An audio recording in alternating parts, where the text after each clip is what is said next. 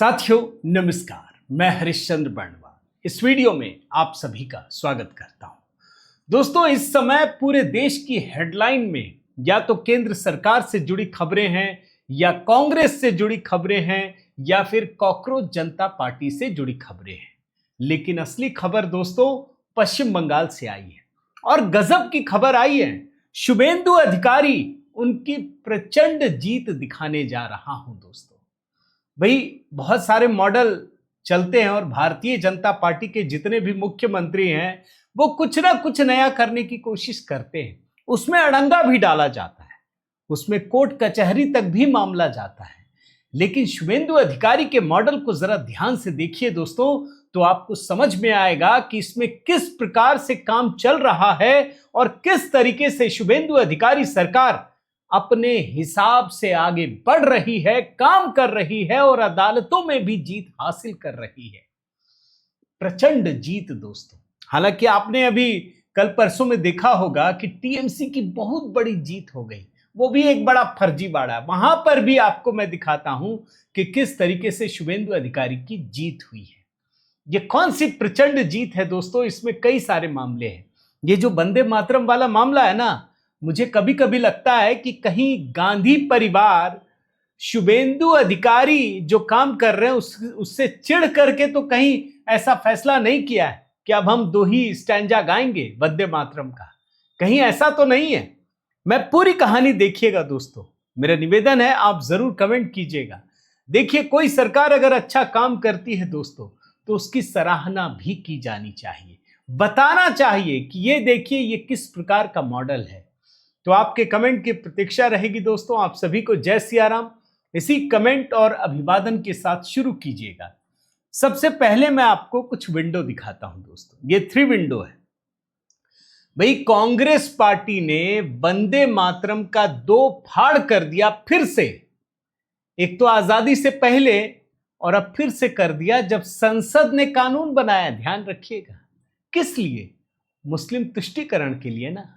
लेकिन यहां शुभेंदु अधिकारी ने तो कमाल किया हुआ है दोस्तों। भाई आप जानते हैं कि पश्चिम बंगाल में मदरसों में वंदे मातरम को कंपलसरी कर दिया गया। आपने गाते हुए भी देखा होगा। कई लोगों को मिर्ची लगी। सबसे ज्यादा मिर्ची तो वैसे कांग्रेस पार्टी को लगती है, लेकिन बंगाल में उसकी स्थिति बहुत खराब है।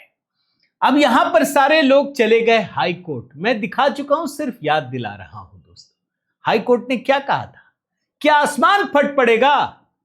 अगर मदरसों में लोग वंदे मातरम गा लेंगे तो क्या आसमान फट पड़ेगा? यानी जो राहुल गांधी पूरे देश को एक नया सबक सिखाने की कोशिश कर रहे हैं, बंगाल में तो वो दांव ही उल्टा पड़ गया। एक 2 विंडो भी दिखाता हूं दोस्तों। इस 2 विंडो को देखिए। भाई वंदे मातरम में खबर आ गई। वंदे मातरम मदरसों में भी कंपलसरी हो गया। वहां तुष्टीकरण की कोई नीति नहीं चली। लेकिन दूसरी तरफ मस्जिदों से जो लाउड स्पीकर हटाने का आदेश दिया गया, उसमें भी हाई कोर्ट में याचिका खारिज हो गई। ये है बहुत बड़ी खबर दोस्तों। अच्छा, मैं आपको खबर से ही शुरू करता हूं। जो समाचार है, जो मेन न्यूज है, भाई ममता बनर्जी लगातार चुनाव के समय एक बात कहती थी दोस्तों, मैं याद दिलाता हूं। भाई उनको अपना वोट बैंक सुनिश्चित करना है, ये बिखरे नहीं, बस ये उनकी चाहत थी। ममता बनर्जी एक बात जरूर कहती थी दोस्तों, वो योगी आदित्यनाथ पर हमला करती थी कि भैया ये उत्तर प्रदेश नहीं है, ये बंगाल है। लेकिन वो समझ नहीं पाई कि बंगाल के लोग ममता बनर्जी से अधिक योगी आदित्यनाथ के साथ स्नेह रखते हैं। और इसीलिए याद कीजिए, अगर आज शुभेंदु अधिकारी मुख्यमंत्री है ना, तो उसमें एक दृश्य कभी भूलिएगा मत दोस्तों। जब योगी आदित्यनाथ पहली बार बंगाल चुनाव में पहुंचे तो शुभेंदु अधिकारी ने किस प्रकार से उनको पैर छूकर प्रणाम किया था, आशीर्वाद लिया था, दंडवत। भूल तो नहीं गए? वो बंगाल के लोगों को याद था कि ये व्यक्ति तो तय कर लिया है, इसने इशारा कर दिया कि हम किस तरीके से काम करेंगे, इसने बता दिया। और योगी मॉडल क्या है, ये किसी से छिपा नहीं है दोस्तों। योगी मॉडल में कोई अड़ंगा नहीं डाल सकता। अब आप देखिए बंगाल की कहानी, आपको मैं एक एक करके दिखाता हूं।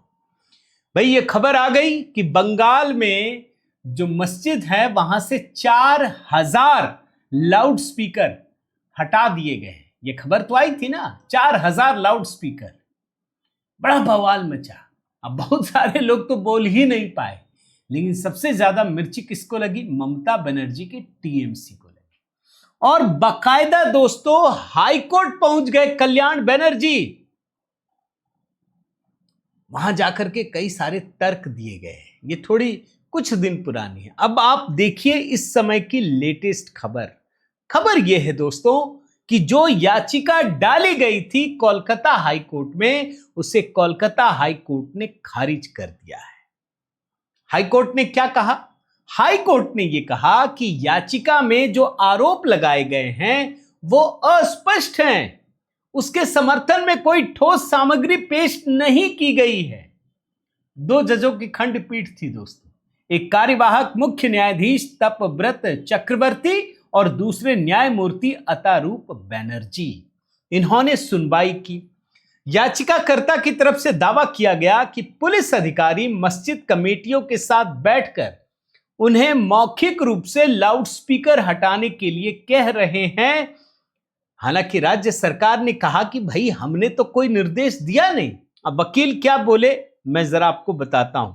याचिकाकर्ता की तरफ से दोस्तों वरिष्ठ अधिवक्ता, देखिए ये भी गजब की स्ट्रेटजी है। वैसे आपको बताऊं, सांप भी मर जाए और लाठी भी ना टूटे, ये शुभेंदु अधिकारी के काम करने का गजब का तरीका है।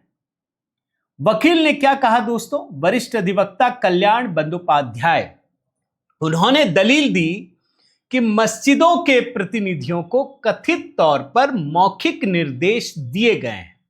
फिर वो कहते हैं कि सुप्रीम कोर्ट का जो गाइडलाइंस है उसमें तय डेसिबल सीमा के भीतर लाउडस्पीकर के इस्तेमाल की अनुमति है।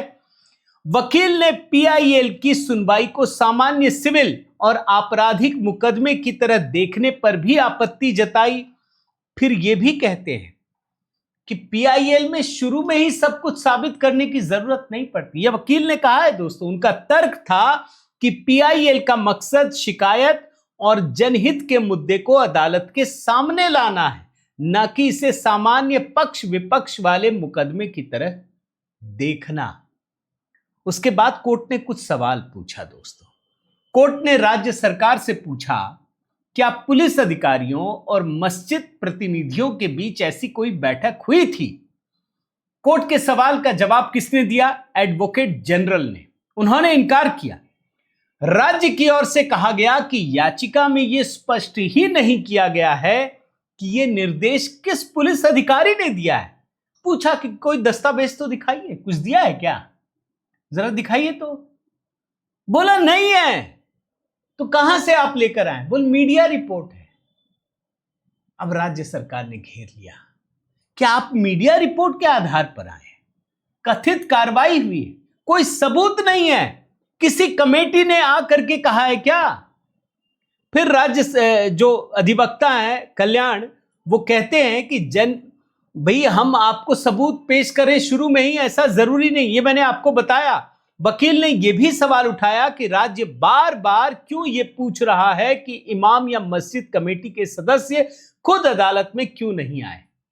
इसका मतलब एक बात तो साफ हो गई कि बंगाल में जिन मस्जिदों से लाउड स्पीकर हटाए गए हैं वहां का कोई व्यक्ति आया नहीं, कोई इमाम आया नहीं, किसी ने बताया नहीं, खबरें छप गई, हट भी गया। इसका मतलब आप समझ रहे हैं कि राज्य सरकार के काम करने का तरीका किस प्रकार का है। बिना बवाल के आप काम कैसे कर सकते हैं, ये आप शुभेंदु अधिकारी के काम से समझ सकते हैं दोस्तों। ये बड़े ध्यान से समझिए। इसका मतलब है राज्य सरकार ने किस तरीके से काम किया है। अब आखिर में कोर्ट ने इस याचिका को खारिज कर दिया। क्या आधार बनाया ये सुनिए कि भाई आप बोल रहे हैं कि राज्य सरकार ने या पुलिस ने आदेश दिया। कहां आदेश दिया? आपके पास कोई सबूत है? कोई सबूत नहीं है। पुलिस अधिकारियों ने कदम उठाया, आपने आरोप लगाया, कोई सबूत नहीं है। जिन लोगों पर आप कह रहे हैं कि ये प्रभावित हुई है, ये मस्जिद है या जो भी है, उसका कोई भी अधिकारी, उसका कोई भी इमाम यहां तो है ही नहीं, और आखिरकार दोस्तों हाई कोर्ट ने इस याचिका को पूरी तरह से खारिज कर दिया। ये शुभेंदु अधिकारी सरकार की बहुत बड़ी जीत है दोस्तों, इस बात को याद रखिए। वही झारखंड आपने देखा ना कि विद्यार्थियों ने आंदोलन किया, परीक्षाएं रद्द करवाई, हाईकोर्ट में गया, मामला खारिज हो गया, रोक लगा दी गई। अब आप सरकार काम करती है, अगर बार बार कोर्ट कचहरी में जाकर मामला रुक जाए तो सरकार के मनोबल पर भी असर पड़ता है और जो दूसरी पार्टी है ना उसके मनोबल पे व्यापक प्रभाव पड़ता है। उसको लगता है भाई कोर्ट है ना, यहां तो कोर्ट में तो मामला ही खारिज हो गया। शुभेंदु अधिकारी दोस्तों इसको बहुत बड़ी जीत बताते हैं और ये कहते हैं कि बंगाल में सांप्रदायिक आग भड़काने की नापाक कोशिश की गई जो बुरी तरह से नाकाम साबित हुई है। शुभेंदु अधिकारी ने क्या लिखा है दोस्तों, देखिए ये उन्होंने कोर्ट का फैसला भी लगाया है और लिखा भी है, मैं जरा हिंदी में पढ़ता हूं।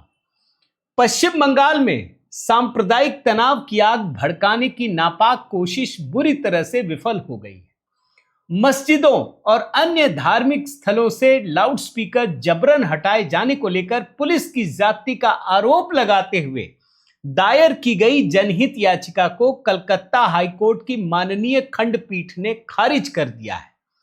याचिका खारिज करने वाला यह महत्वपूर्ण आदेश पश्चिम बंगाल में आशा, शांति और नागरिकों के मौलिक अधिकारों की सर्वोच्चता का संदेश देता है। जय हिंद। यह शुभेंदु अधिकारी के ट्वीट है दोस्तों। यानी शुभेंदु अधिकारी के नजरिए से, राज्य सरकार के नजरिए से देखिए दोस्तों तो ये प्रचंड जीत है, प्रचंड जीत। भाई आप सोचिए, योगी मॉडल तो कहां कहां नहीं इस्तेमाल किया गया, बिहार में भी किया गया, बिहार में फंस गई सरकार, आप जानते हैं। बंगाल में कितना सारा मॉडल आजमाया जा रहा है, एक बार भी सरकार नहीं फंसी है। ये समझ लीजिए, ये काम करने का तरीका है। अब दूसरी खबर देखिए, ये महुआ मोइत्रा वाली है। भाई महुआ मोइत्रा को आपने देखा होगा दोस्तों, उनके खिलाफ गिरफ्तारी का वारंट जारी किया गया है, कृष्णा नगर की अदालत से जारी किया गया है। महुआ मोइत्रा को अब तक लग रहा था ना कि बस हमारा ही जीवन चल रहा है भैया, हमको कोई भेज दे, हिम्मत है किसी की। उनको लग रहा है कि वो ममता वाला दौर चल रहा है। दोस्तों उनके खिलाफ धार्मिक भावनाएं भड़काने और धार्मिक भावनाओं को आहत करने का मामला है। अदालत ने कई बार पेश होने का निर्देश दिया, वो पहुंची ही नहीं। फिर अदालत ने उनको आखिरी बार समय दिया कि आप बुधवार शाम 5 बजे तक पेश हो जाइए, वो नहीं पहुंची। अभी आपने देखा होगा कि ये सुप्रीम कोर्ट भी गई थी कि हमको अंडे पड़ जाएंगे। सुप्रीम कोर्ट ने पूछा कि भाई स्वतंत्रता सेनानी सीने पर गोली खा जाते थे, आप अंडे से डरती हैं और पॉलिटिकल फील्ड में आप काम करती हैं, बाकियों के लिए सही है। महुआ मोइत्रा नहीं पहुंची और आखिरकार दोस्तों कोर्ट को वारंट जारी करना पड़ा, अरेस्ट वारंट। ममता पर क्या आरोप है, क्या विवादित टिप्पणी की है, वो भी सुनिए।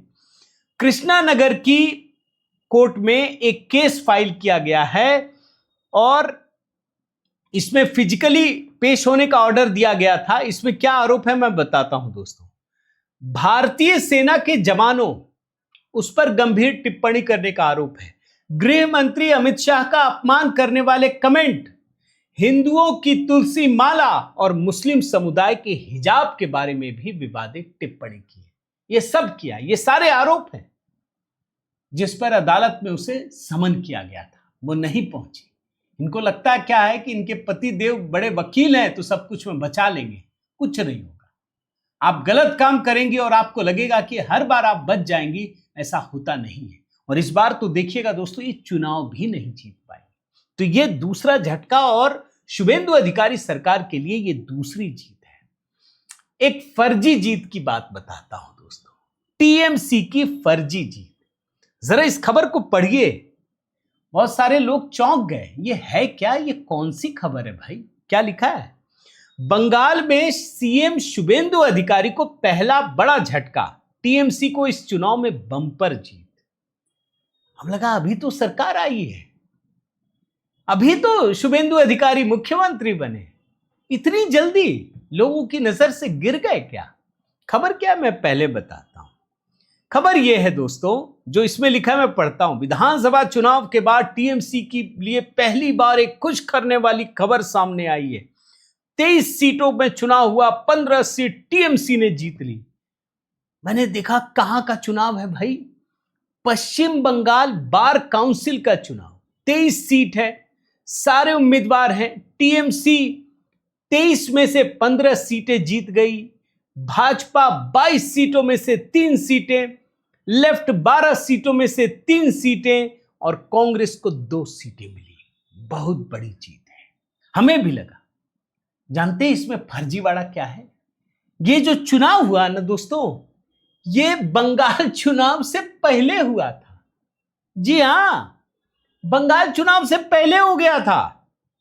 पिछली बार भी भाजपा को 3 ही सीट मिली थी, इस बार भी 3 सीट मिली है। मतलब बंगाल चुनाव में लोगों को डर तो था कि भाई ममता आएंगी तो करेंगी क्या, बर्बाद कर देंगी, तबाह कर देंगी, एक एक आदमी को चुन चुन के इनकी सरकार मारेगी। भारतीय जनता पार्टी ने बंगाल के जो फैक्ट चेक किया है, जो ट्वीट किया है, जरा देखिए, उससे आपको समझ में आ जाएगा।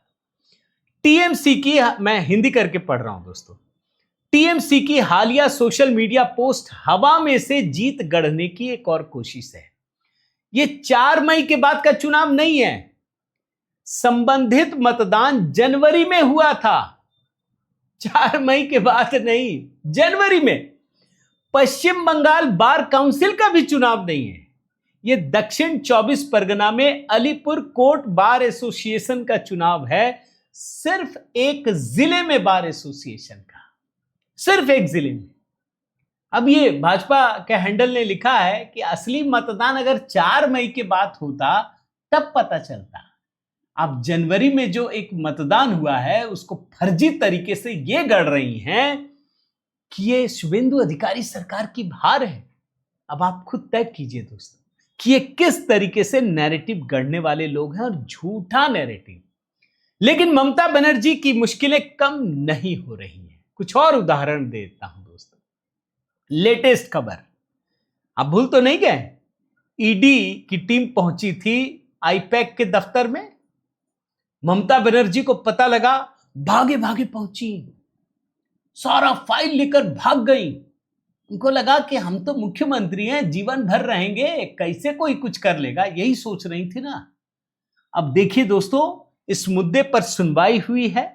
Justice Prashant Kumar Mishra, justice N V Anjaria की पीठ, और यह तय किया गया है और यह संकेत दे दिया गया है कि इस मामले की सीबीआई जांच होगी। यह संकेत दे दिया गया है, अभी फैसला नहीं हुआ है। यानी ममता बनर्जी ईडी से बच रही थी, सीबीआई को पाबंदी लगा दिया था। अब ईडी की जांच में सीबीआई के फंदे में खुद ममता बनर्जी फंसेगी, और अगर इस मामले में गिरफ्तारी भी हो जाए दोस्तों, तो आश्चर्य मत कीजिएगा, क्योंकि सारे सबूत चीख चीख कर गवाही दे रहे हैं। कैमरे पर है सारे सबूत, कहीं बाहर जाने की जरूरत नहीं है। ये खुद ममता बनर्जी ने आगे बढ़कर ये काम किया है। तो यहां पर भी ममता बनर्जी को झटका और शुभेंदु अधिकारी के लिए बड़ी जीत है। एक और खबर दिखा देता हूं, यह भी लेटेस्ट खबर है दोस्तों। ऋतव्रत बनर्जी, भाई बंगाल विधानसभा में जो ममता बनर्जी की पार्टी को सीटें मिली, उसमें से भी अधिकतर ऋतव्रत बनर्जी के कैंप में चले गए। भाई विधानसभा में पहुंचा मामला, ऋतव्रत बनर्जी के पास ज्यादा विधायक, इनको विधायक दल का नेता बना दिया गया, नेता प्रतिपक्ष। ममता बनर्जी हाई कोर्ट चली गई। 2 जजों की खंडपीठ, जस्टिस शंपा सरकार, जस्टिस अजय कुमार गुप्ता, 2 जजों की खंडपीठ। सुना, यह मामला दरअसल सिंगल बेंच पर चल रहा है, उसके खिलाफ ये डबल बेंच में गए। जानते हैं हाई कोर्ट ने क्या कहा? हाई कोर्ट ने यह कहा है दोस्तों कि इस मामले में ऋतव्रत बनर्जी, जिनको स्पीकर ने नेता प्रतिपक्ष बनाया है, उसमें कोई रुकावट नहीं होगी। इस मामले में जब सिंगल बेंच फैसला देगा तब तक यह मान्य रहेगा और यही फैसला लागू रहेगा। यह साफ साफ कह दिया गया है। यह बात आप समझ लीजिए। इसका मतलब यह हुआ, हालांकि इसमें एक और बात कही गई है कि 2 महीने में फैसला करना है। अब आज की स्थिति यह है दोस्तों कि जो बचे हुए भी विधायक थे ना ममता के पास, वो भी चले गए ऋतव्रत बनर्जी के पास। और इससे पहले सुप्रीम कोर्ट तक में भी जो खजाने पर रोक लगी थी ना इनके सैकड़ों करोड़ के, वो अब भी बरकरार है। यानी ममता बनर्जी की कहानी भी पूरी तरह से चौपट होती हुई दिख रही है। और ये एक सबक भी है दोस्तों, ये दरअसल गांधी परिवार के लिए भी सबक है। जिन लोगों को लगता है ना कि गांधी परिवार का राज कभी खत्म नहीं होगा, कम से कम ममता बनर्जी को ही देख लीजिए। सैकड़ों करोड़ रुपए जमा कर करके खुद तो एकदम सूती साड़ी और हवाई चप्पल, और जो पार्टी का खजाना है भरती रही। आज गाड़ी पलट गई पूरी तरह से। आज उस पर किसी और का कब्जा हो गया है। आज हाई कोर्ट उस पर फैसला करेगा कि यह संपत्ति किसकी है, असली पार्टी किसका है, कौन बनेगा टीएमसी का असली नेता, ये चुनाव चिन्ह किसके पास जाएगा। आने वाले समय में दोस्तों ये हाल गांधी परिवार का भी होने वाला है। तो ये कहानी है दोस्तों, बहुत सारी चीजें। भाई वंदे मातरम को लेकर के कई लोग सवाल पूछते हैं कि जब गांधी परिवार कानून तोड़ रहा है तो क्या कार्रवाई नहीं होगी, कानून बन गया ना। लेकिन होता क्या है दोस्तों, जब पूरी की पूरी पार्टी और इतनी पुरानी पार्टी खुले आम लाइन ले कि हम मुस्लिम लीग वाले ही रास्ते पर चलेंगे, तो आप सबको जेल नहीं भेज सकते, समझ लीजिए। वहां आपके लिए कोई ना कोई मॉडल होना जरूरी है। और शुभेंदु अधिकारी ने ऐसे ही एक मॉडल को सबके सामने रखने का प्रयास किया है। आपकी राय का इंतजार रहेगा दोस्तों, कमेंट करके जरूर बताइएगा आप क्या सोचते हैं इन कहानियों को लेकर के। लाइक कीजिएगा, शेयर कीजिएगा। अगर आपने चैनल सब्सक्राइब नहीं किया है दोस्तों तो जरूर कीजिएगा। मेरे व्हाट्सएप से जुड़ना चाहें तो नंबर डिस्क्रिप्शन में भी है दोस्तों, मेरे व्हाट्सएप से जुड़िए। बहुत बहुत धन्यवाद। जय सिया राम।